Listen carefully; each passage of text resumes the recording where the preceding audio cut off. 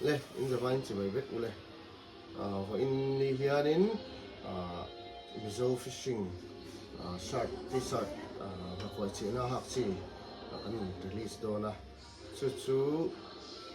aman turte tin mani size turte kha group lama te mani size thamte turin anon ta chwa chu mani du kha a order the do na ni chuanin a design hi in ang vek turin kan ruam hana in a hak nom thei ang ber turin ati sa ta poitlem chuna man hi ato de mai theya kan chet na chin te kholum te ani sin hawangin hak nom thei tu ro ber kha kan du wangin